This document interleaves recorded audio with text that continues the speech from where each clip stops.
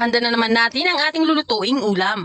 Magluluto ka ng gulay pero wala kang pangsahog? Simple lang yan mga ka-precious dahil kung mayroong kang stock na itlog dyan sa ref, pwede mo yung gawing pangsahog. Babatikin mo lang ito mga ka-precious at iprito mo muna syempre.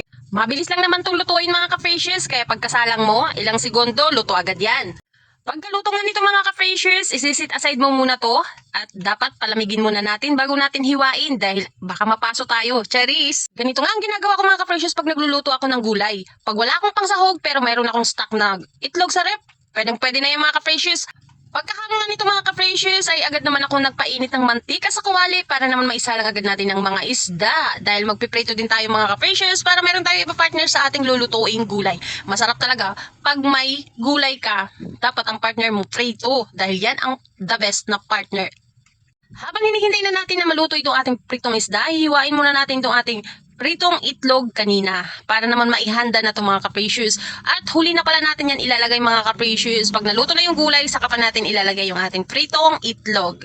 Pagkatapos nga natin mahiwa yung pritong itlog mga ka-precious, ayan, luto na yung ating pritong isda kaya hanguin na natin ito at para maihanda na din natin yung paggigisa natin sa ating mga aromatics at makapagsimula na tayo sa paggisa ng ating gulay. Dito nga rin lang ako naggisa mga ka-precious sa pinagprituhan natin at binawasan ko lang ito ng mantika at agad ko naman pinagsama-sama yung mga aromatics at after a few minutes nilagay ko na din agad yung kalabasa. Malalaki nga ang pagkahiwa natin sa kalabasa kaya unahin natin sa paggisa yan para hindi naman ma-overcook ang ibang gulay habang niluluto ang kalabasa. Pag medyo half cook na yung kalabasa, pwede natin ilagay yung sayote dahil mabilis lang kasi maluto yung sayote.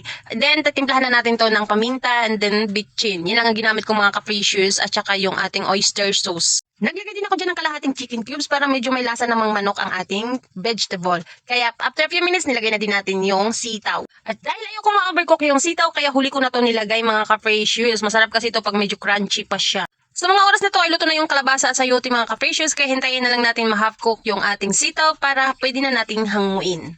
Pagkahalo nga yung mga ka-precious ay naglagay ako ng isang tasang tubig para may sabaw-sabaw naman at kumulo ito para maluto ng maayos ang gulay at nagdagdag din ako dyan ng kaunting oyster sauce. Then saka natin tinakpan, pakukuluin lang natin ito ng maayos mga ka-precious para lutong-luto ang ating gulay. Pagkatapos ng isang minuto mga ka-precious, luto na yung ating ginisang gulay.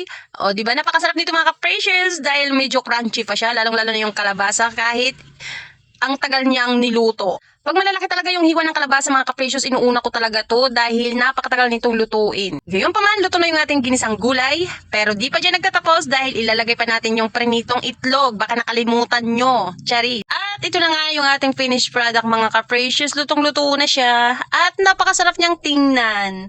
O siya, hanggang dito na lang. Don't forget to like, comment, and follow for more.